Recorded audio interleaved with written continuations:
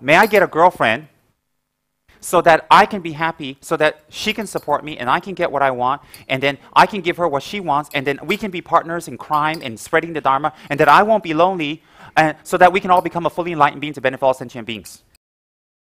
When you surrender, you believe that what you are praying to has a broader, wider, and more deep wisdom than you. Because they have a broader, deeper, and wider wisdom than you, you allow them to work in their mysterious ways to fulfill what you have prayed. So if that girlfriend is not good for you, you won't get her. If that job is not good for you in China, you won't get it.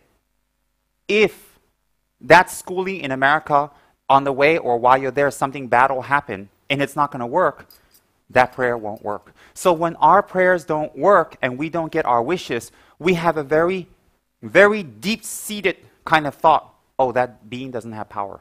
Or it creates doubt in our mind. Oh, the three jewels are nothing. Oh, God is not there. Or Muhammad's not there. Whatever. We automatically think that because we've been raised in a very self-centered kind of way. We're so self-centered that even the gods have to appease and fulfill the prayers the way we want it.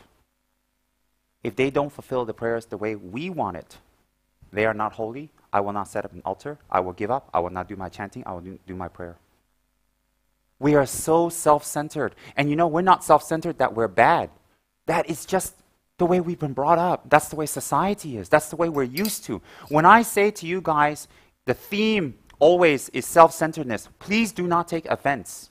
And please tell other students and friends not to take offense. I don't say that to offend you or to put you down or tell you you're bad. I'm telling you that that is the cause of our problems. So never take offense when I tell you, oh, you're selfish. Never take offense when I tell you you're self-centered. Never. Get out of that mode that when you hear a word that's negative about yourself, it is negative. Get into the mode that when you hear something unpleasant about yourself or that may apply to you, that is not directed towards you, that it applies because the human condition only has a few causes and we have to fit in one of those causes. We have to fit in one of those. So we are actually so naturally self-centered that when we actually pray, it is not prayer. It is not prayer. Because all the things, or most of the things we pray for, are not things that benefit others and ourselves ultimately. It's actually to benefit ourselves and just ourselves. So when those prayers are not fulfilled and those are not manifested the way we like, we tend to lose faith. We tend to lose hope. We tend to not believe, and we tend to stop doing our commitments, our prayers, our sadhanas, perhaps pujas, perhaps going to the church, going to the temple, whatnot. We give up. We stop. Why? Because we didn't get what we want. And we have to see that that type of prayer is not prayer. It is increasing your self-centered mind. So even in prayer, in meditation, in making offerings, we increase our self-centered mind. We increase our selfish mind. In fact, in prayer, sometimes you know what happens? We even increase the mind that expects us to get more. We think we're doing the right thing. We think we're holy. We think we're good. But actually, even making an altar, going to a church or temple or synagogue and mosque can make us even worse people. Not the mosque. Not the temple, our motivation. So the beauty of Buddhist teachings is, again, let me stress, not to make you Buddhist.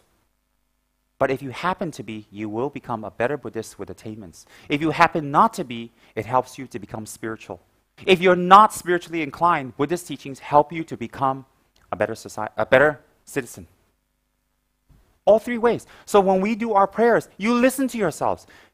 Be aware what you pray for. Be aware. Don't be aware of the, may I get a girlfriend so that I can be happy, so that she can support me and I can get what I want, and then I can give her what she wants, and then we can be partners in crime and spreading the Dharma, and that I won't be lonely, and so that we can all become a fully enlightened being to benefit all sentient beings. I'm not mocking anyone. You listen to that kind of prayer. When in actuality, deep down inside, what it is we want to get that so we can fulfill our sexual and our lonely and our need for company. That's what it really is. That's what it really is. Because if you think about it, actually if we get a girlfriend, it increases our samsara. It increases our desires and our needs and all the problems and comes with it, and more time wasted and more effort given and more arguments and more fights. And it actually pulls you away. You know, you have to realize that Buddha didn't get a wife to be enlightened. So when we say those kind of things, we're not being very honest with ourselves. We're not being very honest with the Buddhas. So what am I saying to you? Don't pray for that? No. What I'm trying to tell you is when you actually pray, when you do your prayers and meditations and dedications and aspirational prayers, let it be real prayers. Because sometimes even in our prayers, it is not prayers. It is not. It is not prayers. Why? We are just finding another outlet, a higher power, a bigger source to get what we actually want. So you have to think about that. You listen to what people pray for. You know, I watch those Madonna videos, Truth and Dare. You know, they go on a documentary with Madonna. She goes on concert in Canada, Calgary, USA, Europe. You know, she goes everywhere. And she has all her dancers, and she has a whole group, and I love it, you know. She goes all over the place, and she does this horrible, horrible shows all over the place, which is just a disgusting sight for kids and young people, which, of course, her kid is not allowed to watch because she doesn't want her to grow up influenced badly. I didn't get that. I read that somewhere. But anyways, you know, she does all these scenes in her concert that's really ladies should not be doing, and men should not be watching ladies do. And nobody should do that. And the thing is, before she goes out on these concerts, you know, because she raises hell. You know, the police come, and you know, mothers against, you know, violence and sex comes, and all these protests. And then the police come and they say, you know, we're going to stop you from doing these kind of scenes you do on your shows.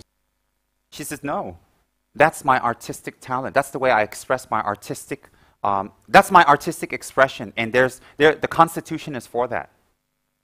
So as long as you say artistic expression in the States, you know, you can do anything you want. You can run around, you know, with strawberries all over you with no clothes on.